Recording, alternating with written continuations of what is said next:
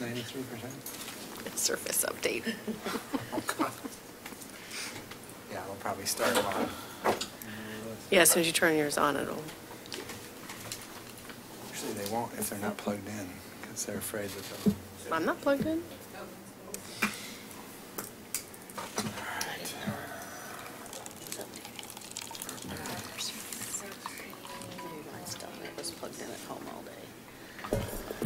This doesn't go into the count of city council sessions down the road?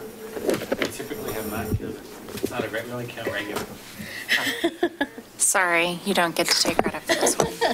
I won't get my full pay. Oh, all that extra You're money. not paid by the meeting. I hate to break it to you. But we are on air. Excellent. You ready? Yeah. Okay. I hereby call the special session of the Milwaukee City Council to order. Please join me in the Pledge of Allegiance. I pledge allegiance to the flag of the United States of America and to the republic for which it stands, one nation, under God, indivisible, with liberty and justice for all.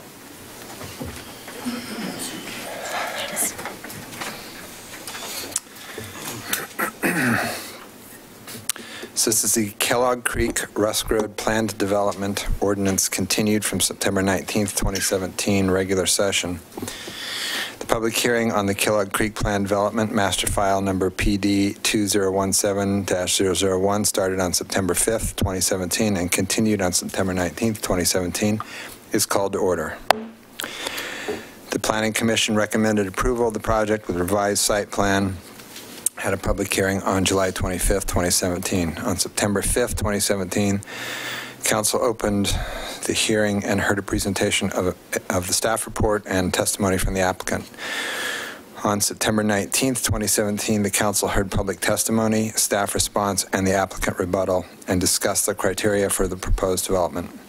The Council unanimously voted to continue the hearing to tonight for further deliberation and to hear if the applicant intends to revise the planned development application in response to Council's concerns. The purpose of this hearing is to continue consideration of the Milwaukee Planning Commission's recommendation to approve the proposed planned development at the property located at 13333 Southeast Rusk Road. The applicable standards to be considered are found in the Milwaukee Municipal Code, Title 12, Chapter 13 and 14, Title 17, Title 18, and Title 19. Chapters or sections 301, 302, 311, 402, 500, 600, 700, 902, 904, 911, 1007, and 1200. This will be a quasi-judicial decision by the Council and will be based on the following standards. The statewide planning goals, applicable federal or state laws or rules, any applicable plans and rules adopted by Metro, applicable comprehensive plan policies, applicable provisions of the implementing ordinances, consistency and compatibility with surrounding land uses, and availability of adequate infrastructure. On September 19th, the Council continued the hearing during deliberation with the intention of reopening the hearing to receive comments from the applicant as to whether the application could be revised in response to Council concerns. Tonight's order of business shall be as follows. Reopen the hearing, staff report and questions of staff, Council observations on the application, Council questions of the applicant, close the hearing, Council deliberation. The City Council decision will be the final decision of the City. All testimony and evidence must be directed toward the applicable substantive criteria. Failure to address a criterion or raise any issue with sufficient detail precludes an appeal based on that criterion or issue. Any party withstanding may appeal the decision of the City Council to the State Land Use Board of Appeals according to the rules adopted by that board. Persons withstanding are those who submit written comments or testify and sign the City Council attendance sign-up sheet found on the information table in the hallway. Does any member of the City Council wish to announce any actual or potential conflicts of interest? No. Yes, the same that I've said before. I work for Metro. We have to follow Metro rules. I do not work in the Land Use and Planning Division. I've not discussed it at work. Does any member of council, of the city council, wish to announce any ex parte contacts? I only had one contact over and above the ones I disclosed previously, which is just today, I received an email from Rosemary Kreitz, who's one of the people who testified in front of us last time, thanking us for the decision. I think she didn't quite understand that we weren't finished. So. I, too, received that email. Beyond that, just what I spoke about in the first meeting. Anybody else? None. I had one resident approach me at the Sunday Parkways, and I just simply said I can't discuss it. We haven't reached a decision yet. Yeah, that's about it. All right. Does any member of the audience wish to make any challenge to the council members' ability to participate in this decision? Seeing none. Will staff please provide an update on the proposal? And actually, Mayor, before Brett goes, I was hoping Peter could just do a quick overview of what the discussion looks like tonight. Okay.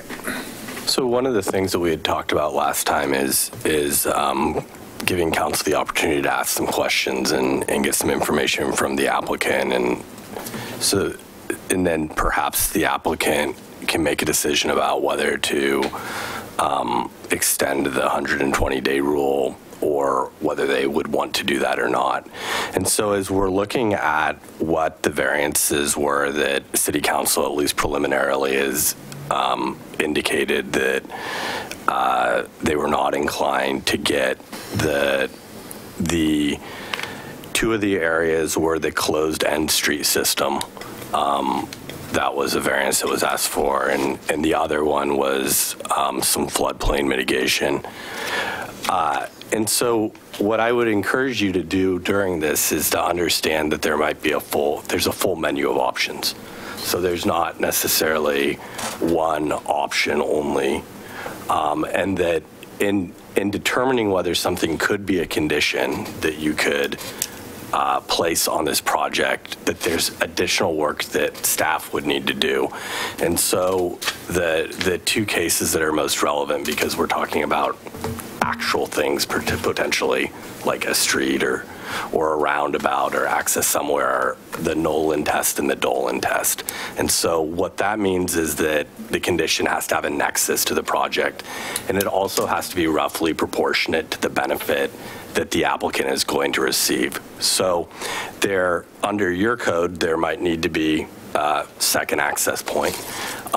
And that could go in a variety of places, and it could look a variety of ways, and exactly how that can be conditioned is something that we'd need additional staff to make determinations on. So I would encourage you, as you're looking at this, to understand that there are probably a number of options, and that the applicant is not going to know exactly what that could look like today, that there's additional work that would need to be done to calculate that.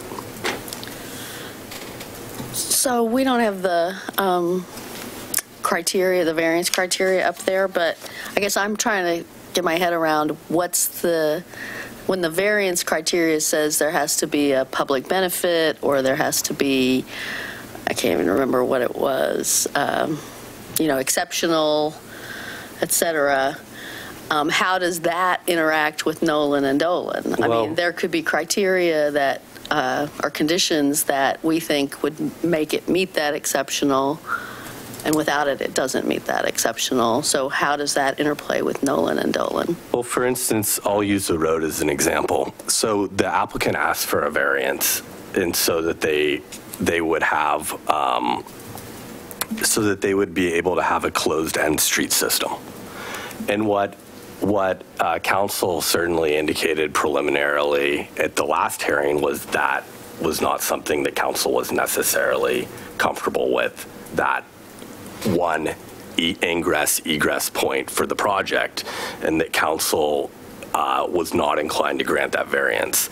And what that means, unless council had a change of heart about whether to just allow a closed-end street system, is that the applicant would need to come back with a street system plan that wasn't closed-end, so that it wouldn't be it wouldn't look the same as what they had brought last time. Now, they could tweak it in other ways and certainly make the case that, no, they still want a closed-ended system and ask for a variance. And maybe there are other elements that raise it to the level that you would need in order to ask for that variance. But in trying to figure out what their options are, their option would just be to, comply with not having a closed-end street system, or to ask for a variance, at which point those sort of things that you looked at last time, like is it an exceptional development, come into play. So as we're talking about what that transportation could look like, what I'm indicating is we don't know exactly where that would go, or whether it could be a roundabout, or whether it could be an extra turn line, or exactly what that looks like. And we won't know until staff does some additional work. Okay. Any other questions? All right, Brett, you ready to go? All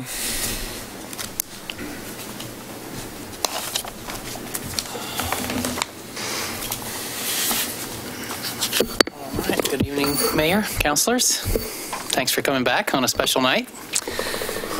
I'm going to keep things pretty simple this evening. I'll reiterate a little bit what the city attorney just said. I think we're trying to focus you this evening on a key question, and that is, we, staff, the applicant, people in the public, all have gotten to hear the discussion that you've made at the last two hearings. So it seems, it's pretty clear that there are some factors that you've expressed and discussed that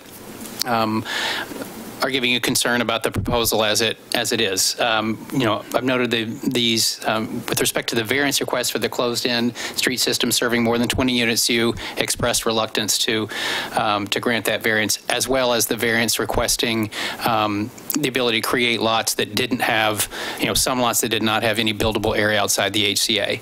There was also a lot of discussion about stormwater management and floodplain issues. So those points are out there for the applicant to consider in terms of the thinking they're doing about whether or not they are willing to move forward and try to make some changes to their plan.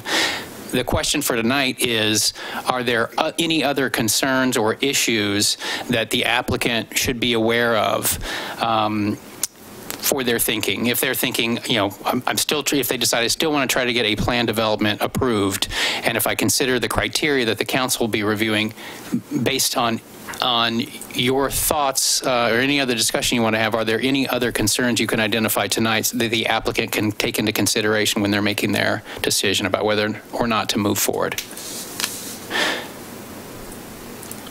I just wanted to confirm, and we discussed it at the last hearing, that there is a, if the variance on the buildable area is denied, that they cannot meet the minimum density requirements? And I can find that again if necessary, but I just want to confirm that that's the case. It was borderline as far as numbers, and a minimum density variance is also a variance that can be asked for. And that's possible that we could? Yeah, I believe that's correct. I think so. The number of units proposed was 92. I believe there were 92 lots. There were 23 lots that were needing that variance from the HCA standard. So that would drop it down to 69, I think. And I'd have to look at the findings to see where that number came in with respect to the minimum density at 67, but that's just off the top of my head. So it may be close. I suppose that, that there would be the alternative of requesting a variance to come in under the, that would be one option, I think, would be to request a variance to not meet the minimum density. So that's the minimum density if it's all rezoned R3? No. Or if it's under this blending for the planned unit development. What's the minimum density under the current zoning? Has anybody calculated that? That's what you use. So you use you add up the minimum density of the R10 and minimum density of the R3. Right. And that's their minimum density for. Right. And what I'm remembering was 67. Does anybody have that to fingertips? It's in the packet. Yeah, I'm sorry, I don't have that right in front of me. It's close. I'm not going to find it. And Another thing to keep in mind with this kind of project, the plan development, is that there is some dynamic that if the applicant chooses to try to provide a second access, that will change the amount of the property that is in public right-of-way, which changes a little bit the density calculation. So that the density numbers changed a little bit from the original proposal, which had 2 streets, to the one before you that you discussed before, and it will change again a little bit. So it's a little bit fluid depending on what the configuration is of how much open space, how much right-of-way is being provided. But yeah, I think the ballpark is, right now, is high 60s, I think, for minimum. 67. But that's before, and the fact that they are, at least at one point, were proposing to split off a parcel to contribute to the city or to the Parks District, that's calculated without that parcel? No, that's included in the calculation. So they've identified how much of the overall site will be provided as open space, whether it goes to a public entity like the city or NCPRD or stays managed by an HOA. Open space, public rights of way. Those figures get thrown out, and then you look at what is left and calculate the densities, minimum, maximum, for the R3 zone for that portion of the site and the R10 zone. So the open space was taken out of the calculation? Yeah. Irrespective of whether they give it or not? Okay. Right. Doesn't matter if it's donated or managed by an HOA. Okay. So does that frame make sense? I guess that was the idea, I think the suggestion to bring you back tonight before making a decision on October 3rd, which is the end of the current land use clock, was can you, in any additional discussion, provide any more clarity or ideas for the applicant in terms of things they should be thinking about on the way to, if they decide to continue trying to get approval of a plan development. So with that in mind, I mean, the criteria are here for that. So that, I think, is the question, the central question for you this evening. Now, the applicant may have some clarifying questions for you as well as they try to sort out, what they've heard and other ideas that they might have. But I think that was the intention or the effort tonight. And with that in mind, I don't know if you have any questions about any of the materials in the staff report. If you don't, I'll get out of the way and let you get on. About the buildability of the intersection? Right, those points. I think we talked about the intersection. We had a note about floodplain mitigation and a little bit of an explanatory note about stormwater management. So don't know if you had questions about those or anything else that we can address. I do have one more question. Okay. So when we look at this criteria for the plan development, I thought that at the last hearing you said that if we said no, if we said no on the variances, that because that would change the plans, that we had to say no on the plan development. In other words, you couldn't say no variance, no variance, no, but yes, plan development, we vote yes for that. Is that correct? Right. It seems like essentially if the plan that was before you depended on the approval of those variances and also the density bonus. So if the council was going to deny those aspects, then the plan itself doesn't really work, and it seemed like you were going to be needing to deny the project in its current form. One of those criteria, or because a plan development was as proposed, and if you say no to a variance, it just takes it off the table. In other words, can I find the variance is no, but yes, I think overall the plan development does conform to the comp plan. It does form a compatible and harmonious group. Could it meet those requirements and still say no to the variances? Well, not in its current form, because I think it's like the legs that were holding it up are now gone. I mean, there are too many lots. There are too many lots that are in the HCA without any buildable area outside of it. There's no second street, so. I guess my concern, if you said, I think though I like the plan development concept in general, I would like to approve something. You certainly couldn't approve the plan that's in front of you. And that's why finding out, having them later talk and come back, and that's why that process works that way. Right. I guess the question essentially for the applicant is, we've said that your current proposal isn't going to work, and so we're in a position that we need to deny this. unless an option is if you feel willing to make some adjustments based on the conversation that you've heard, the concerns that have been identified, and bring us another plan that might meet these criteria and may or may not need other variances, but you've given some pretty clear direction about where those may or may not be, then you could be presented in the future with, for this site, this particular applicant, a revised plan that could be approvable as a plan development. Was that a revised plan up there? I don't know. I don't think so. I think that's looks like an existing conditions plan that the applicant has, and they may provide some clarifying. Okay. That's the site as it is today, I think. Brett, would that revised plan have to come to us by that first meeting in October 3rd or whatever that is?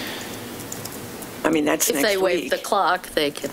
If they waive the clock, how much time? Brett, so if that's the 120-day clock is for the applicant's benefit, and so that's something that they could, take a time out, put the clock on hold, work with staff in order to make some of the determinations that probably need to be made, and then get back on the calendar. So that the benefit of doing that versus a denial of this application would be probably a savings of staff time as well as applicant time in getting back in front of you as a city council.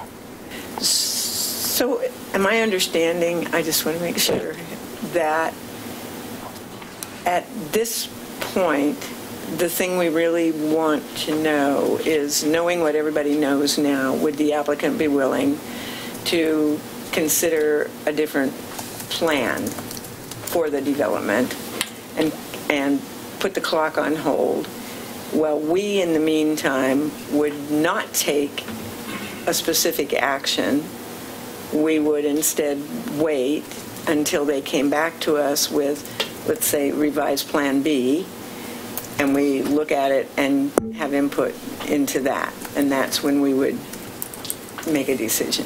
Correct. So if the applicant decides that they want to basically take a timeout on the 120-day clock, then what they would bring back to you for consideration would be a new plan that you would judge on, the facts and the criteria in your code and all the same elements that you would look at normally, knowing that they might not be asking for the same variance as they likely will not be. But so that would allow, nothing would happen in between, and ultimately they could say, no, we're not going to bring back an application, or they could bring one back in 30 or 60 days. I'm not sure what their timeline would be, but that's how that process could unfold. And if they determined that they chose not to bring back a different plan to us, we would still act on this one. And given our discussion at the last meeting, we would not grant the variances, and we would then probably also, obviously, we would then not grant the plan development if they chose not to bring something back to us. Gotcha. Correct. And would we make that decision tonight? Or do we have findings and things that are written for that, or is that something that would come back to us on? Well, it seems like there are a couple options, I guess. One is if the applicant, we're not prepared to have you make a decision on it tonight, but we are still holding time, I think, on the October 3rd agenda. So if the applicant, as a result of this conversation, said, you know what, I've thought about it and it's just not worth it to me to move forward, then I think we would hold with the October 3rd date. We would scramble and try to provide findings for denial, I think, unless there's an alternative for a little bit farther out if we need a little more time to do that. But essentially, I think we'd have to do that because the clock ends October 4th. So that would be one option. Another would be if the applicant indicates willingness to extend the clock, either because they're pretty sure they want to revise the plan or they at least want to think about it some more, then we would roll with that. And if at some point it became clear that they weren't going to proceed, then we would bring you findings for denial. Otherwise, we'd come back to a hearing and talk about the revised plan. And for now, we've held time in November for revisions, should that be the applicant's determination. Any other questions? Okay. Based on the discussion at the September 19th hearing, council members expressed concern about a number of aspects of the proposed plan development. For the purposes of determining whether the applicant is interested in extending this hearing to provide additional plan revisions, will council members please describe the elements of the current proposal that you believe do not meet the criteria for approval of a planned development? What? So we're not having a further presentation from the applicant? You can bring the applicant up for... I mean, I'm not trying to dictate that. I'm just kind of a little confused about the order. So I was more under the impression that there would, I thought we were fairly clear at the last hearing. I don't think there was any ambiguity in our conversation. So I assumed that there would be some basic concept that came back that would then be discussed that we could comment on and say, that still doesn't meet what we're heading for here, or that does seem like it starts to meet where we're heading. But you're just asking us in a vacuum to basically more or less repeat what we said at the last meeting. How we had envisioned this going, and it is up to you however you want to do it, was that you still hadn't had a discussion about the plan development criteria and any issues that you might have had with the current proposal in light of those factors. So this gave, the applicant has heard your concerns about the variances and the density bonus, but there might be other aspects of this that weren't clear. So this was just the opportunity for the council to get anything else out on the table that might be an issue so that the applicant can then respond to the full range of issues. They know about what was talked about last time. But if there was anything in light of those 5 criteria that also come to mind, this was the time that we thought it made sense to state that, and then the applicant would address you and either say, yeah, we would like to extend and address the issues that you have, or not. The other alternative to that is bring the applicant up now, see what the applicant has to say. We met with the applicant yesterday, so we've got some idea of which was new to us, so we have some idea what they might be talking to you about today. That gives you could then work from that information. So again, it's just a choice. I don't think there's any right way of doing it. Well, does anybody feel like they have something that they weren't clear about, or that they didn't end up saying because they didn't feel like they needed to, that might affect their thoughts on a new concept? No, I don't feel like we got, and this was part of the questions that I had with you, Brett, a moment ago. I don't feel like we got to these criteria because we were told that if you say no to the variances, it's a dead deal kind of, and it doesn't have legs, and that's not really going through this criteria. I could find fault with at least D, subsection D, for the reasons that we discussed last time. And C. And A.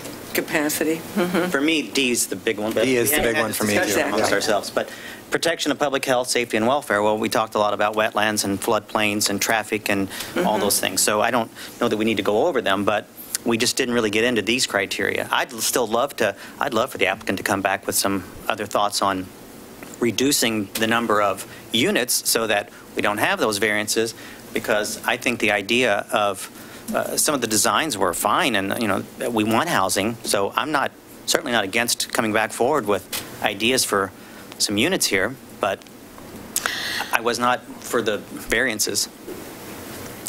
And I would say, like, the variance on the 20, the closed loop street, there's a big gap between 20 houses and 92 houses. And there might be some number in there in between where I would think it's, acceptable. It's an acceptable variance, but it's definitely, far from 92. And I guess in my mind, if there's not a plan that reworks that intersection into a four-way stop, I don't think it's ever going to pass C. I don't think it's going to be suited to the capacity of existing and proposed facilities, meaning roads. I assume roads qualify as facilities. So I could see a one entrance design that comes off of that four-way stop that might be acceptable. But a design that, doesn't fix that stop and make it better for, all the users of those roads, to me I think it's going to be hard pressed to pass that muster. Councilor Beatty, are you saying that you would look more towards the option of a four-way stop than of a roundabout in there, or you're up for? I don't care. I mean, I don't judge okay. what the engineers would come up with. I wanted to clarify that because that's one thing we've kind of talked about a little bit, from. I mean, I like roundabouts. I think, we should be doing them more, but I'm not saying that in particular. Okay. Yeah. I didn't think so, but I just wanted to make sure. Yeah. But, yeah. Anything else? No, I mean, I think we were pretty clear on what our concerns were. And I think it would be helpful to maybe be informed by this new information that the applicant has given staff before we engage further.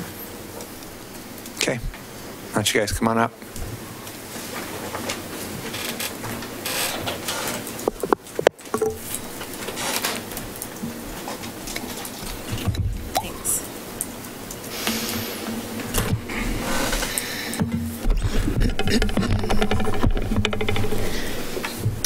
Hello, good evening. Scott Emmons with Dow, civil engineer, project manager for this project. I put together just a couple slides. We can go through these pretty quick. This is a Google Earth image from August 2005 showing the original park configuration with the ball fields off of the west end of Kellogg Creek Drive. And what I wanted to point out in this image is off that southwest corner of the church parking lot, that driveway existed at that point without the hammerhead extension. So let's go to the next slide. There we go. So this is June of 2006, a little less than a year later. You can see the park is under construction. Kellogg Creek Drive, a half-street improvement was completed, sidewalk constructed on the north side, and the turnaround for the church is right in this location. And so the county came through during the park improvements, came through and closed off that driveway to the church and built the driveway further to the west. And I talked to Ken Kent at Clackamas County, why'd they do that? Well, part of traffic counts and traffic movements, the county elected to close that driveway. And I'll show you here in a little bit. I proposed the idea of reopening that, and he said, not a chance. No way. There's a reason we closed it. Traffic counts, he would have to go dig through the file, but they want it closed. Right, but did you actually ask the question of utterly reconfiguring that intersection? Because there's a huge difference between plunking a driveway out in the middle of an ugly intersection and recreating the intersection. The way that would have to be reconfigured is Kellogg Creek Drive. If you're traveling from west to east and you're approaching Rusk Road, this road, the new road of Kellogg Creek Drive, would have to come through here, swing out up here, and then tee into the intersection at this angle. That is their recommended alignment if it was turned into a four-way. Did Chuck leave? He was here just 5 minutes ago. He's there. He's back there. Okay. We will want him back up, so don't run away. Certainly. I did talk to them about a roundabout, and I have an exhibit here I can show you, kind of show you what size and what impact that would require, and it certainly would require right away from both, like I mentioned last time, the southwest and southeast property owners from that intersection. We can talk about that in just a second. Next slide. Okay, the reason I included this was pretty key. This one shows as kind of a zoomed in area of that driveway. You can see a catch basin here, catch basin here, catch basin here, here, an area drain. There's a new catch basin out in Kellogg Creek Drive. There's actually one just on the other side of this newly constructed bump out. What this does is this system, this stormwater system, is collected all the way through here and then discharged at an outfall in this location. This is pretty important per your site visit you did back in December, Mr. Mayor. So this would discharge at this location. There's a ditch inlet at this location that gets picked up, that surface water, and runs across the street, and that conveyance system runs south to Kellogg Creek. Oops. If I move to the next You're saying slide. It's piped underneath? It is piped. Piped? Yes. Kellogg Creek? Okay. Now, the reason I showed that is because that was the intended surface water path at the time that the park was constructed and those half-street improvements were constructed on Kellogg Creek Drive. Fast forward to our topo, a topography survey that we took. The area that you can see, oops, that showed me how to zoom in and I forget how to do it already. Oops. No, here, you gotta go. Slide it down on the right. There we go. Where do you want to? The bottom left. There we go. Keep going. Keep going. Zoom out just a tad. There we go. Good. So the green highlighted storm pipe, you can see where I have the yellow number 7 highlighted. That is the discharge point of that stormwater. It is then going along a small little depression and then is intended to be collected where the node number 6 is located.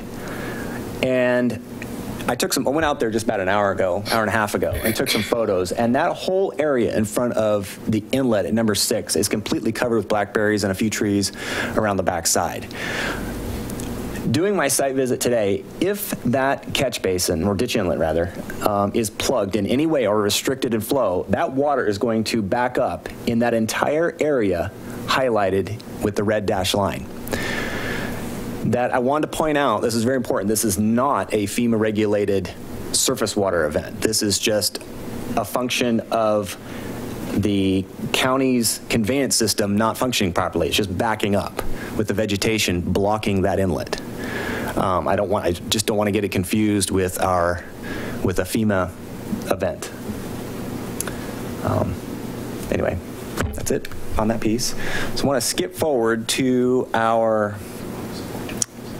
kind of a conceptual sketch that is a result of our hearing last week. Is this what you want? Yep. Can I zoom out a little bit more? And there's a number of things happening here. So we talked about the HCA, the density bonus, and the secondary access. I'll start with the secondary access.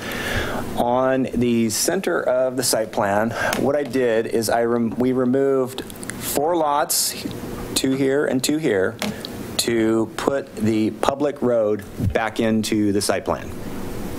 So now we have public road here, public road here. What that did is when you eliminate those 4 lots and you reintroduce the public right-of-way, it actually shifts these 8 lots to the east by 8 feet. So it just moves away from those oaks that we've talked about. That's one solution. The next is the... And how many units is that right there? Well, this is the original site plan. I took the 92-unit site plan, drew over the top of it. Now I do have, and they're kind of tough to see, I brought the original here on the easel. I do have 10 units X'd out here. So 2 here, 2 here, these 4 along here, and then these 2, 1 here and 1 here. When we reconfigure the right-of-way, like Brett spoke about earlier, it recalculates density. Right now, without the density bonus, that is 78 units.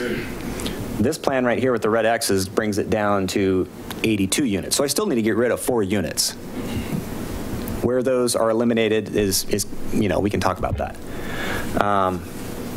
So the plan here is to reduce down to 78 units, a non-density bonus plan, secondary access.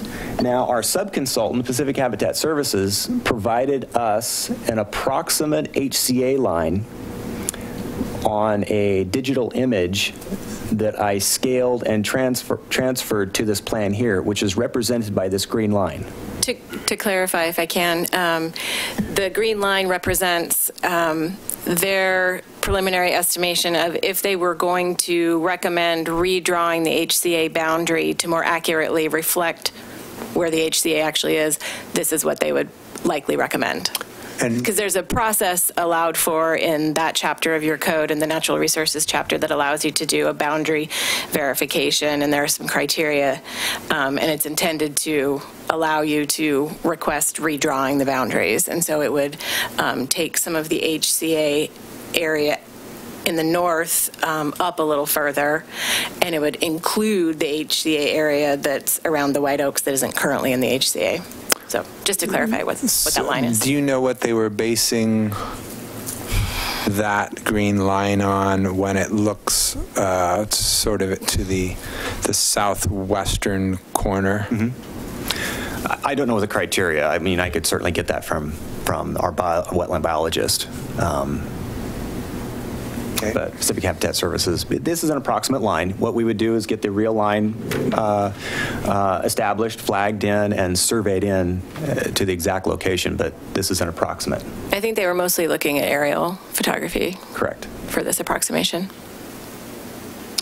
Now, by reducing the number of units, this allowed us, as I mentioned earlier, to shift the roadway over to the east about 8 feet. This angle in the road is intended to stay away from the floodplain line highlighted in blue. That is the 100-year flood elevation. So the intent here is to not impact the 100-year floodplain at all. As we travel north, remember we took out these two lots, so it shifted the road over to the east, away from that wetland area and the FEMA 100-year floodplain by 20 feet. And then we reintroduce the concept road back into our application version of the roadway alignment. So what I'm kind of excited about is this sketch, if you will, kind of addresses those three criteria that we spoke about last week. One additional piece that we talked about is a compact roundabout, which I've sketched in right here. This is a 70-foot radius. Let me zoom in on that a little bit. Okay. That red line is a 70-foot radius circle, which represents what the right-of-way would look like. I've kind of hand sketched in some blue on what the pork chop configuration would look like as you enter and exit the roundabout. But this is a compact version. So you can see on the southwest and southeast corners of that intersection, you would definitely have to take those two properties. Not only you clip the yards, but it hits the homes as well. So the homes would be impacted. I can't push the roundabout any further north, and I did bring the original because the shaded line work is so faint on this image. I can't push it any further north because you can't get any movement from the church parking lot if you were to go through the parking lot from the east, traveling west, and make a left-hand turn onto and enter the roundabout from the north. So I can't push it any further north. So this is just really an illustration. I don't follow that either. So if you're traveling through the parking lot, down the parking lot drive aisle, this direction, you had to turn to come out this direction to align yourself with the roundabout. Sure, but there's all kinds of parking lots where you don't get to go out every single aisle. You go out a specific aisle, so you would go out an aisle that was closer to the church line. Okay, I can show you on the hard copy which I brought that shows a much better background of where the church and the parking lot and the configuration is. Just you go over to the Lowe's that's really close to there, and you see that they build islands, and they make you go in and out one specific aisle, not saying every aisle can exit. I'm very confident that this configuration would be pretty close to what it would be aligned as. Now, again, this is kind of an extreme, that our traffic counts don't warrant this movement, but I just want to illustrate that this would require taking property, as well as reduce or impact potential buildable space, developable space here. Anyway. So, Danny, would you please look up the piece of code that speaks to how close a new street can be to an existing intersection? I believe it's 150 feet, but I'll double check. Okay. What's the distance between your proposed street and the intersection with Rusk? We've got... Here and here, you mean? Yep. I think we're 3 units, 50, 75. We had a street proposed somewhere in that location previously, and I did. And I worked with Alex Roller and Chuck to make sure that we did meet that spacing criteria, and we did before. And I put the intersection back in virtually the same place. Well, you can, if those houses are 20 feet wide, there's how many of them? Well, there's 6? 4-unit 120? buildings. The 2 exteriors are 25 feet. The two interiors are 20 feet. So 90 feet per block on the one, 50 and 70. Yeah, 160 feet. Okay. excuse me. From property line to right of way.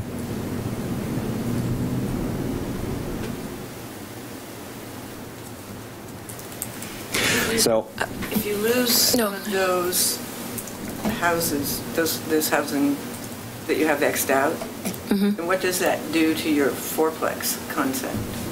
it would reduce them from a 4-unit building to a 3-unit building. So, yeah. 2 3s. 2 3s. Correct. Yeah.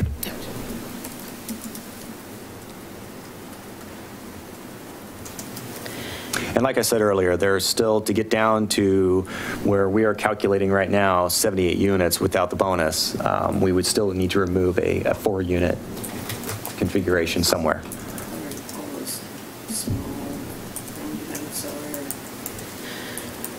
34th, you mean in Lake Road? Somewhere in there, yeah, from Yeah. Lake Road. Yep, I believe it's 34th. Are you saying, Mr. Emmons, that what you're trying to illustrate is that a roundabout is not feasible? Not unless you take property. Okay. And you said that the county informed you that there's no way that there could be an intersection there with? If they entertain the idea of a 4-way intersection, like I mentioned earlier, Kellogg Creek Drive would have to be realigned to the north and brought in to Rusk Road at more of a 90-degree angle versus the skewed angle that it's currently sitting in. That seems crazy to me, because Yeah. that's exactly what a 4-way stop helps cure, is the fact that there's a, anyway, well, we'll see what Chuck has to say. Yeah.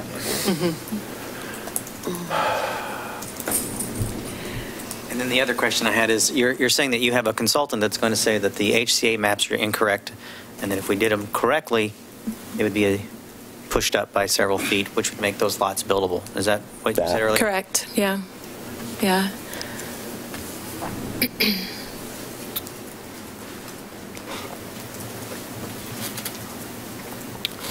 Counselor Abma, if I could just add a little bit of clarification on the HCA, because I was able to speak with Metro late this afternoon.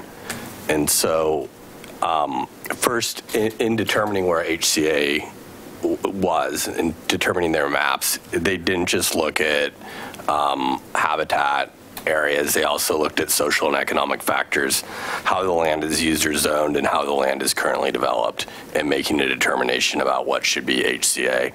And what they also indicated is that to the extent that the city wanted to remap the HCA, that they at least preliminarily indicate that that would require action by Metro to add an area to the HCA map, the regional one, in order for Metro and local standards to apply. And so they would want to be involved in that process, which isn't to say that if we didn't have a willing applicant and a willing city and that Metro wouldn't agree, but doesn't your existing code allow for this to happen through just a city process? So our code does, and Metro's model code did not, which is one of the reasons that, because it's a regional map. So I think that we would take the position that we can, but I think that the position they're indicating is they would want that coordinated with them, that process coordinated with them. And what does that coordination look like? Well, if we're able to go to them and say, well, we're just correctly mapping what should have been HCA in the first place, I can't imagine that it would be particularly onerous, but they have Title 13 requirements and Goal 5 requirements as well, so they'd need to I suspect that Metro's concern would not be that you're adding HCA, it would be the concern that you're taking it away. That's where I believe Metro would have an issue. I'm speculating, but just knowing. Right, so I don't think adding is the problem. What I would say is that the other side of that coin is that if there's land that's currently zoned R3 and Metro's calculating X number of acres being buildable in their regional land needs analysis, that if that land is being removed, then that is going to impact the buildable land inventory. So it's not merely a yes, they would agree to. That's why one of the issues they looked at was zoning. So, I think that we have a local process that we can follow. And I think that what I've always learned in working with Metro is that advanced coordination and clear communication are really key. And I think that if we can articulate that this should have been HCA and that it makes sense and that it's habitat now and those elements, then they're going to be looking at Title 13 and Goal 5 and participating. I just want to raise that because we are part of a region and we do have a regional government and they have a charter and they're able to do certain things. I'm sorry. Go ahead. Well, participating in terms of providing comment and or testimony, or participating in some other form where we're suddenly before the Metro Council at a hearing or something? No. Preliminarily, they indicated that it would require action by Metro to add an area to the map. Now that's just preliminarily, but So seriously, no other jurisdiction has had this question for them? That seems crazy. Nobody's wanted to add or subtract HCA? But I want to clarify something that you said earlier, just so that we're all really clear on it and so we understand it. So if an area, back in the day when we'll just fill that swamp, was a solution to land use, to making something buildable, somebody zoned an area R3 or R1, zoned it high density. They actually took that into account and removed it from the HCA just because somebody had drawn lines on a map. They didn't actually ground truth in any way to say, actually, that's a wetlands right there, so we can't really make that not HCA. So in addition to merely looking at habitat, they looked at social and economic factors, and those included how the land was used or zoned and how the land is currently developed. So why they're actually looking at this parcel in order to determine why the mapping that occurred, because they're curious themselves. But we don't have an answer to that yet. But it was not. I mean, the Pearl District was originally wetlands, and that was all filled. There are instances where areas have been filled in Portland and in other cities. And when they were coming up with the HCA map, they looked at a variety of factors. And if you look at the process for doing HCA maps for lands that are added to the urban growth boundary, it's the same process. So they weigh both the value of the habitat along with the ability to construct and other factors in making that determination. But it was pretty clear when we adopted them that it wasn't ground truth anywhere. It was all, Right. aerial. But I'm just fascinated that how it was zoned went into their thinking. So if we had, 1,000 acres of swamp and we had zoned it R3, they would have said, yep, not habitat conservation area, apparently. Well, just No, one I of think the- that they one of the would have, criteria. zoning is one factor that they specifically articulated that they looked at. That Clearly, doesn't it mean made that a lot would. of difference here. Well, we don't know that either. Well, we don't know why they mapped it the way that they mapped it, and it was 20 years ago. Things have happened on the ground. We're not sure. All I'm saying is that they considered a variety of factors in their mapping, and they're willing to figure out why this was mapped in the way that it was mapped, which is a good thing, particularly if the applicant and the city are interested in remapping it. But we can expect participation by them in this, at least preliminarily. They indicate that they would expect to, have some participation in this process because they do have a regional map and they need that map in order to stay in compliance with, Title 13 and Goal 5. But to the applicant's question, is that a staff level discussion, or is that something that like Metro Council has to end up going to I Metro can't Council? imagine that this would require a vote of the Metro Council. Okay. I think we would want some clarity on what that process would be and what their participation would be. Right, I think that how that would work. That Tim O'Brien does their Title 13 work, and I think that he and Roger Alford will probably play a role in this. Roger Alford's their land use attorney, and you guys are wanting to more correctly map habitat, and Metro cares very much about habitat, and so I can't imagine that it would be a terribly complicated process, but right now we're just not sure. Okay. I think that's kind of it. I think those are the slides that we brought to show to you. So, we're happy to answer more questions or hear your feedback or either of those. My general initial response is that I'm pretty uncomfortable still with the amount of fill in the area that we keep arguing about whether it is or is not floodplain. It's not regulated floodplain. It's not regulated floodplain, but the reason regulated. you're filling it in is so that your houses don't have to get flood insurance. So that by definition makes it someplace that somebody thinks someday will flood. We keep having this argument, and you're not going to convince me just by saying it's not regulated floodplain, because the reason they filled it before they built the church is because it used to flood. The reason you're wanting to fill it is so that you don't have to pay flood insurance on those houses.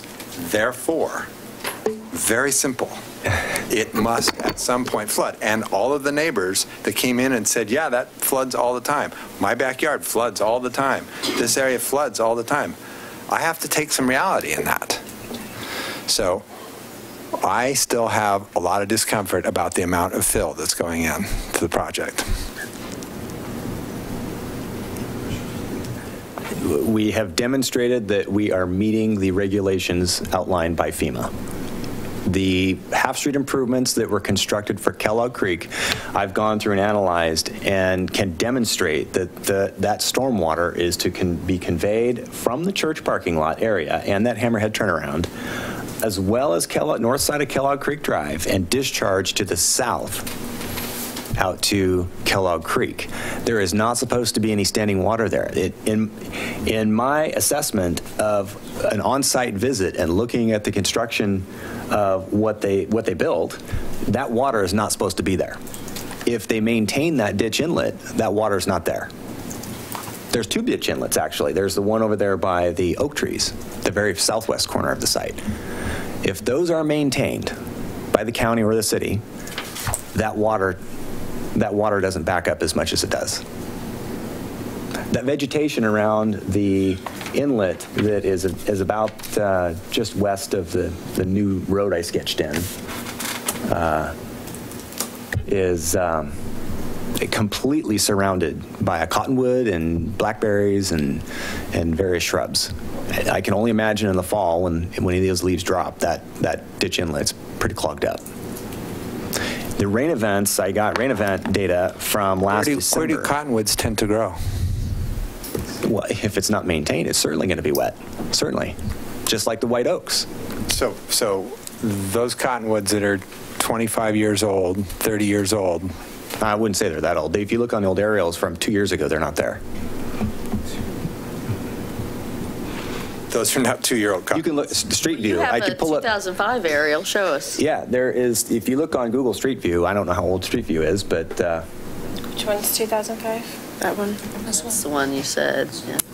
that was 2005. It's kind of tough. It says.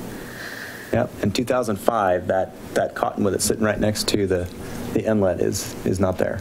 Well, if it is there, it's a small one. Well, It's going to get real blurry. yeah, unfortunately.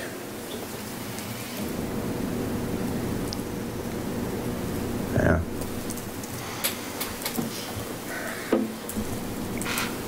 If you have access to Google Street View, I could show you an image from Kellogg Creek Drive. Chrome's on the bottom. You can So I wasn't specifically speaking about the ones right next to the street. I'm speaking about the ones that are. Good.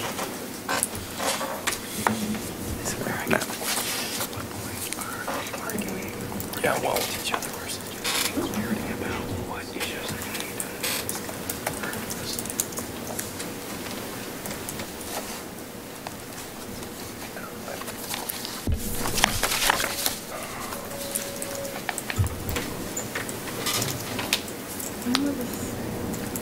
Yeah, that's about as big as it goes.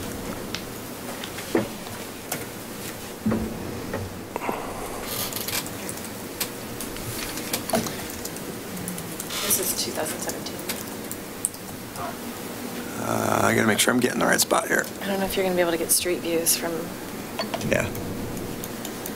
So let me advance right here. Okay, the inlet that we're talking about on the south side. So this is the center of the street looking south at the inlet and the manhole here, which is the file that we're looking at. Well, anyway, if I turn around. This is 2017. Yeah. So if I turn around, that ditch inlet is sitting right in this clump of blackberry. Okay. This street view says it's 2017. Oh, sorry, 2011. 2011. There's a cottonwood right here. And that's probably it right there. Who knows? I'm not sure. I'm not a tree person. But 60, 80, 100 feet away, what is the big tree right there? That is smack in the middle of your fill. This one here? That one. That's hundreds of feet away. It's smack. The inlet's right here.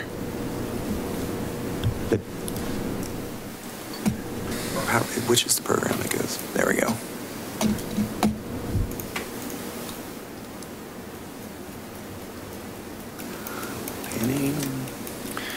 So this 2 points or 3 points that they did manage to actually mark out there were well outside of those large cottonwoods,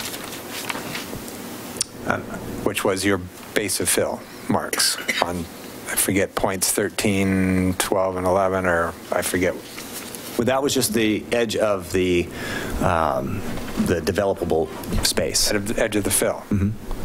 Right, and the cottonwoods would be cut. The cottonwoods indicate that it is wet often at that point. If the conveyance system is not maintained and water backs up, it's going to be wet. Hundreds of feet away, as you just pointed out. We're talking two different things. We're talking apples and oranges here. The wetland is down that way. The wetland is down that way that we're referring to. There is a wetland that we have delineated out here. I'm talking right here. This area that is identified by my red outlined area The trees we're looking at in the background are clear back here, adjacent to the wetland. I'm talking next to the street. I have a dimension here approximately 310 feet long by 100 feet wide. This dimension from the edge of the sidewalk, if I paced it out, was about 100 feet or so of dead flat ground. If this inlet is backed up in any way, there is 1 to potentially 3 feet of water in this area, especially over here. 3 feet's extreme, but that's possible because this system is not conveying properly. The way it was constructed, there should be no water in that area. This water, these contours, which I did bring my existing conditions map, indicate there's a high point right here. All this water, indicated by these blue arrows, drain to this inlet. Comes out of this outfall, drains to this inlet. This area, there's a low point out here indicated by our contours, but is collected. If this is working properly, this might be, a foot deep or so. This whole area has potential for standing water, especially if this inlet is plugged up. Our FEMA line per GIS accuracy is up here. That is elevation 67. We're at elevation, here's the rim of this thing, 67.83. We're at 68, 67, 68, 69 feet. We're above FEMA 100-year floodplain. Wait, what did you say the rim of the floodplain was? Up here, 67 feet. That's What did you just say this was? You said it was 67.8. The rim of this inlet is 67.83. 0.8 of a foot. The outfall to this pipe, 69.69. It is draining positive drainage to this inlet. This is a low point. High point is maybe 3/4 of a foot higher, approximately, given our topography. So we're talking at cross purposes because the area I'm talking about, the area that I photographed, is not near the road. It was out where those cottonwoods are that I'm talking about. Okay. And that's the area you're still planning to... That is a wetland area. That is a delineated wetland area that we are not impacting. No, this side of that. Down south? Right. You have the microphone? Can you please zoom out a little more? Sure. Okay.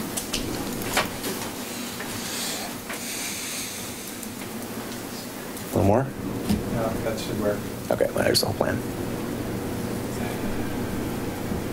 So, I can do this so everyone can see. This area here was where I was standing in over a foot of water.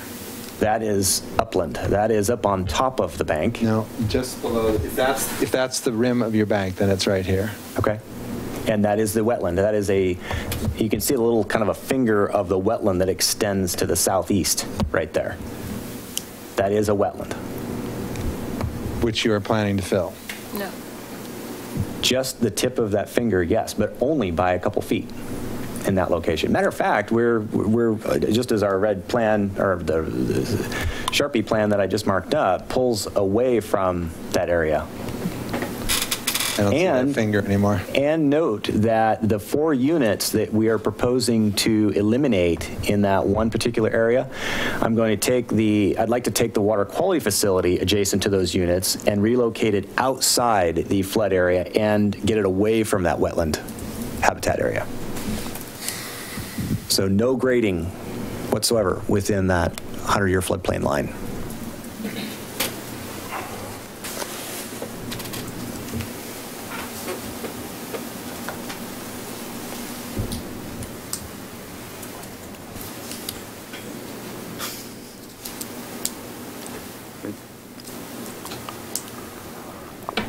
I guess I don't know what we're supposed to do, because conceptually, if you can make this happen without impacting the wetlands and having 92 units and all the factors we've already discussed, but for you, I don't want you to go through a lengthy process, spend a lot of money, and find out that your plan's still not feasible.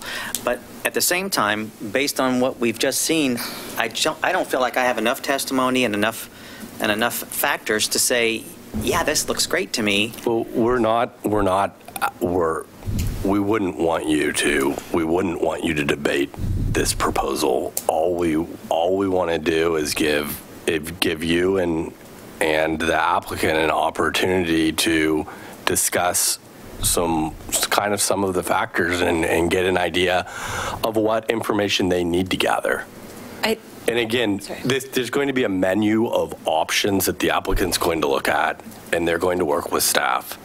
And I think that what the applicant is trying to do is narrow this down a bit and just get a little bit of feedback. And it's possible that that's run its course. And then I think the other benefit is that the applicant has had more time, and to the extent that they decide to suspend the 120-day clock and bring something back, they'll have a better idea of the type and sort of information that they will need for you, so that your questions are answered, and so that they can go through this and explain how their planned unit development meets your code criteria. I mean, that to me is the question.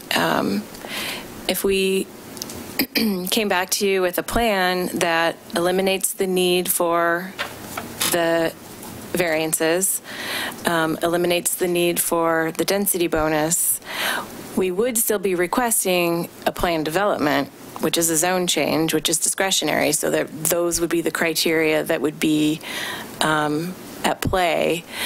And so to the extent that you can give us any feedback on kind of what you would want to see for the plan development, we would, that would be helpful to us. Okay, I still struggle a little bit. I'm certainly not against the concept of a plan development. I never thought that was necessarily a bad idea. As the development was proposed, it had all the problems that we have already discussed at length. So I guess I want to help you out here, but I can't just understand. say, well, here's what I'd like to see is 52 units. If we came back, I don't know what. Yeah, I mean, if we came back with a plan that kind of looks like this, so no density bonus, no variances, but we're not making changes to the intersection of Rusk and Kellogg. How does that strike you? So, I mean, I know you can't give me an answer, but I mean, we're just, yeah. With this current plan, you'd still be pushing the Sunday church service traffic through your neighborhood. Mm-hmm. Yeah. You would still be having, what did we say, 74 units, 72 units? 78. 78. That's 92 to 78, a 14-unit reduction. 150 cars additionally going through that Rusk and Kellogg Creek Drive intersection. Mm-hmm.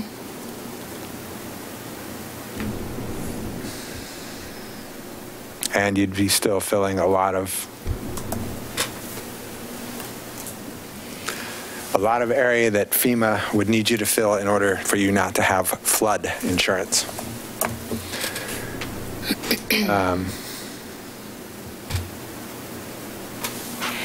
So I'm sorry, you're saying you don't need a density bonus if you're at 78 units? Correct. Okay. So maximum density is 78 or less? Was it? Well, so with this plan, so it depends on how much right-of-way you have to take out. So with this plan, our maximum density without the density bonus was 82 units, but because we'd be putting in more right-of-way, that number goes down a little bit. So our rough calculations with that amount of right-of-way put us at a maximum of 78 units without the density bonus. And how would this play into the variance request for the more than 20 units served by a single entry? Does that go away, or are you still constrained by that? No, that would go away because it's no longer a closed loop system. We would have 2 access points to the site. So per the city's definition of closed loop, it wouldn't be a closed loop anymore. So that variance would go away. Well, I mean, you're still, No. I'm guessing over 20 after you. After the T. No, there's by definition, the roadway that is in the upper right-hand corner. So from that point, this road is defined as a public road. that is a road. So the only units that would be considered on a closed loop system are those ones on the end, These 12. less than 20, yeah. So that's not an alley, that's a road. That's a road. Correct. So that variance would go away. So I don't know how we want to do this, but I'd like Chuck to get up because I have some questions for him about this. I'm still not clear why that doesn't make more sense, but. Chuck? Are you done with the applicant? I mean, we can always come back up. We may have more questions, or can we do this? I would really prefer that everyone kind of, if there are questions or concerns for the applicant, that occur, and then if you have any specific questions for staff, that occur after the applicant. We don't know exactly what the applicant's going to bring back, and I'm really hesitant to put staff on the spot because they didn't, obviously they're not per se prepared to answer these questions, and I wouldn't want them to offer information that then the applicant comes back and they have a discussion, or they have a discussion with the county, and it turns out that no, it's something different. And so I think that if they're going to suspend the 120-day clock, that there is going to be a lot of interfacing with staff in order to make these determinations and figure out what conditions the city could ask for, or the city council could ask for, and all of those things. So.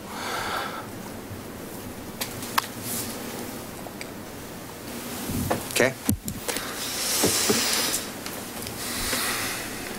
Any more questions of the applicant? Well, you want questions, or I don't have questions, but I guess I have comments. Sure. I guess I still say what I said at the beginning, that I don't think it meets criteria C of the suited to the capacity of existing and proposed community utilities and facilities. I just think that's too much traffic to put into that road without improving that intersection. I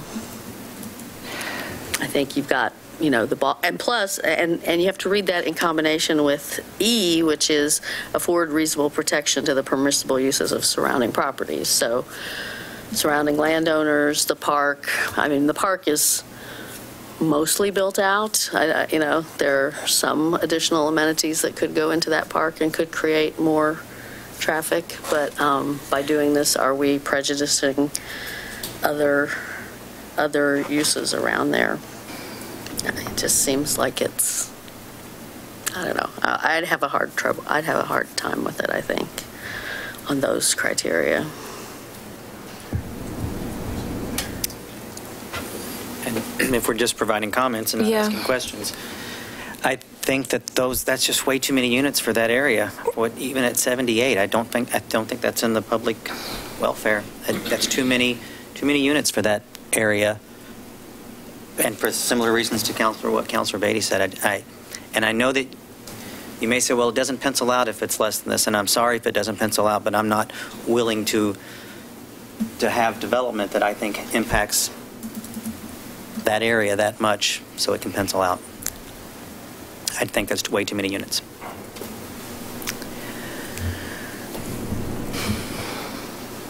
I think we heard enough testimony on the safety of that intersection that I think it warrants looking at it a little bit more, and including the mayor's comments about the Lowe's parking lot, that there are more ways to get around the church than just simply that one entrance. So, and I think that goes to some of the elements of the criteria that we need to weigh in terms of the impact on the community.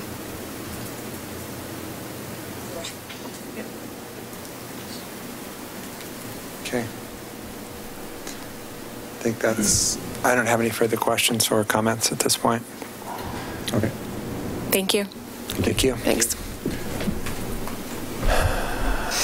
I would like Chuck to come up because I think this. Well, Is there a point to Yes, it at this point? there actually is. Okay. Because if it, That won't hold us. yes, please come up. This is not, at this point, It's not just because we can't have a meeting that Chuck doesn't testify. yes, that's exactly it. Last, yeah. So, I was under the understanding that it would be possible to put in a traffic circle at that intersection without doing any takings on or buying right-of-way from the two southern borders.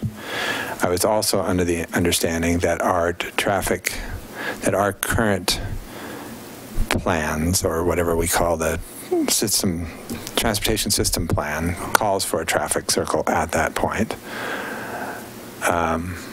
Is it traffic circle or four-way stop? I couldn't remember what was in. So please illuminate us. To the second part of that question, I do not know the answer to that on the TSP on what it is here, as far as whether we call for a traffic circle here. I'd have to look at that. Speak louder. I don't think most people in the... So on the second part of the question, I'm not sure what the answer to that is. I'm not familiar with what the TSP says for the relationship to this intersection. So I would have to go back and look at that data. As part of the first question, I did reach out to the county, and a traffic circle both of us felt was possible in this location. It would significantly impact the church area on the north, obviously, as the applicant has shown. I mean, they do take quite a bit of room, but there would be possibilities to reconfigure. We'd have to work through several different little design things on that, but it would be an urban compact, and the county has indicated to that. So there is options, I think, on the table to reconfigure that intersection, but from my discussions with the county. And do you believe that whether it's a circle or a four-way stop, the flow of traffic with the additional housing would function better than what is currently proposed?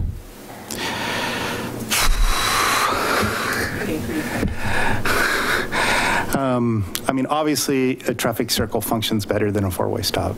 I mean, that's the reason they were developed. And does a four-way stop function better than what's proposed? Or even what's existing. What's existing. What's existing, sure. You would allow cars to enter that intersection from two different directions. So from that matter, from a queuing viewpoint, you would be able to queue up more cars. This all needs to be worked out with the county. Yeah. Like the county's, I mean, the county's the one that designed this and constructed it in the way that it did, and anything that this is why staff needs to coordinate, not with just the applicant, with the county in order to make these determinations. And they might not need to, because the applicant might not be coming back, or they might come back with a completely different proposal. So I just wanted some clarification, because at least two council's members have said they are uncomfortable with the number of units based on that intersection. So if there is no possible fix to that intersection, then there's a more clear answer here tonight than if there is a possible fix to that intersection. I can tell you that we do have a conflict between city code and county code related to Rusk and Kellogg. Okay. All right. Anybody else have more questions? Thank you.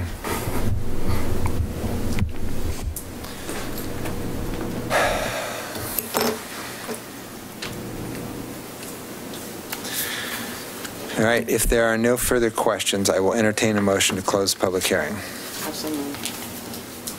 I'll second. It's been moved and seconded to close public hearing. All those in favor? Aye. Public hearing is closed. Wait, hang on, I got to read a whole thing. The public testimony portion of the public hearing on the Kellogg Creek Planned Development Master File PD 2017-001 is hereby closed. Do we need a break for discussion, or are we just ready to close? Well, this is asking if there's any council discussion further. I'm at a break for staff discussion with the applicant.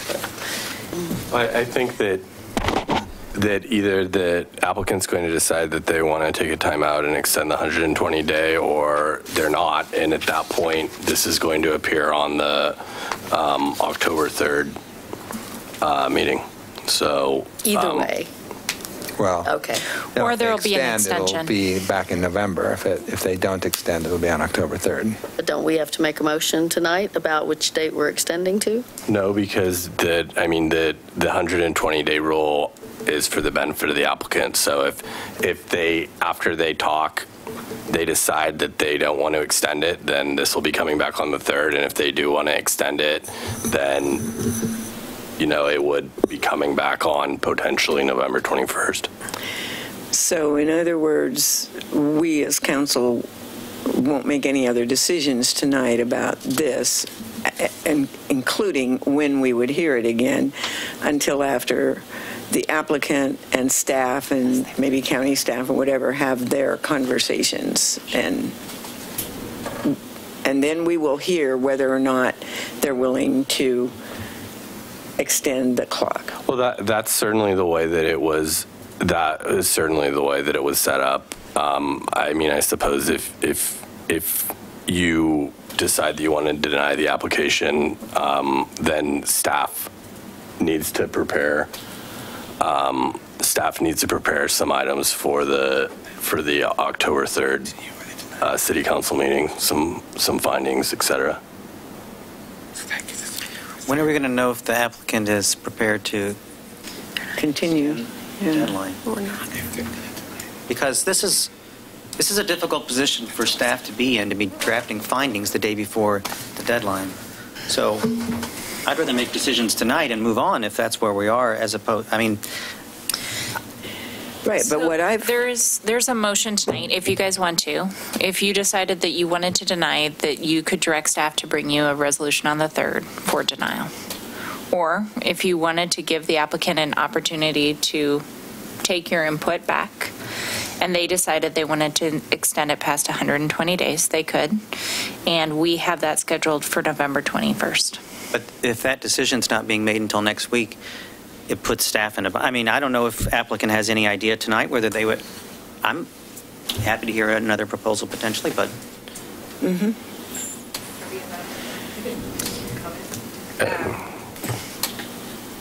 answer that. We could huddle up for 5 minutes and then Take a break? Why don't we take a break? Okay. Yeah, let's take Let's take a 5-minute break. 10 minute Let's be break. generous. 10-minute break.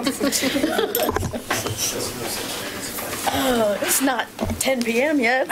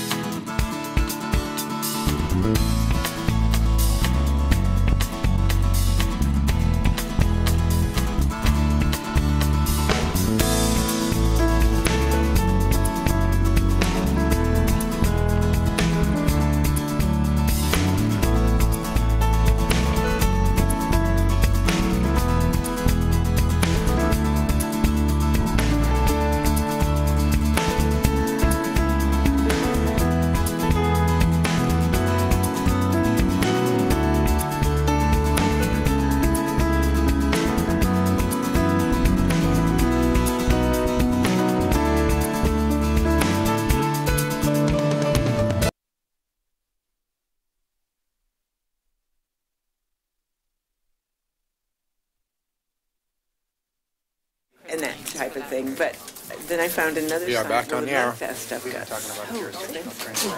Then I found another site that had similar products, half the price of Medfast. Yeah, so I use them sparingly because I also buy like the ones that you can get in the store when you get them on sale.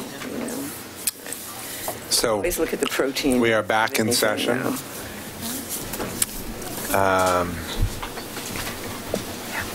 Does anybody want to talk to us? Yeah, I guess the question is, can we ask the simple question of, would you like to, come back and talk to us later? Reopen. You do need to reopen.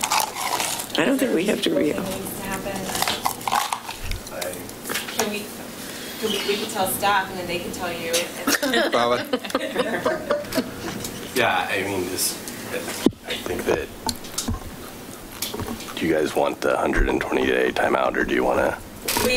Yes, we would like to extend the. You want me to move here? Okay. Yes, the applicant would like to extend the 120-day clock and come back with a revised plan. For how long? So that would bring it back on November 21? I think that's, if that's the soonest that could happen, then, yeah, that's. Yeah. Yep.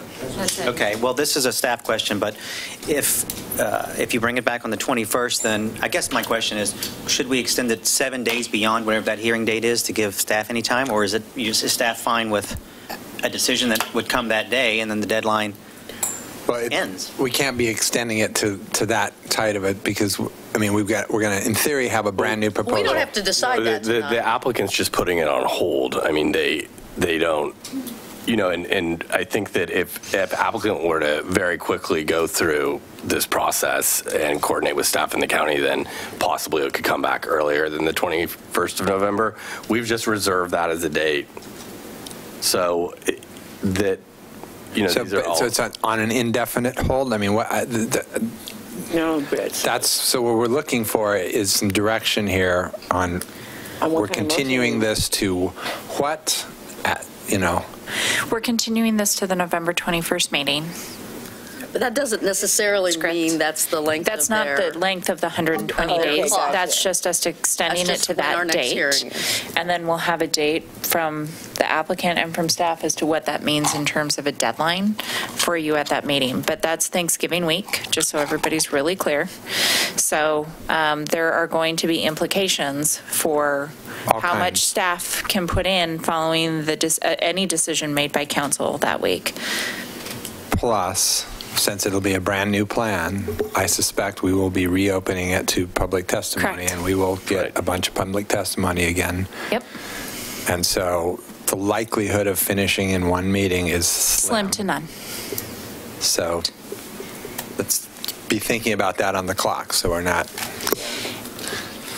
Correct. And we are planning that into our schedules for December, should we need it. Mm-hmm. Okay.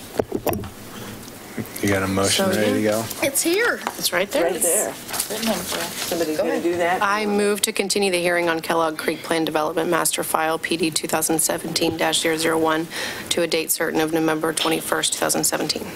I'll second. It has been moved and seconded to continue the hearing on Kellogg Creek Planned Development Master File PD 2017-001 to a date certain of November 21st, 2017. Is there any further discussion?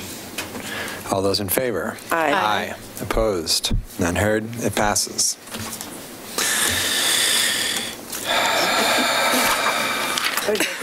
I would make a motion that we adjourn this meeting. A second? Been moved and seconded to adjourn. All those in favor? Aye. Aye. We are adjourned. Thank you. And now.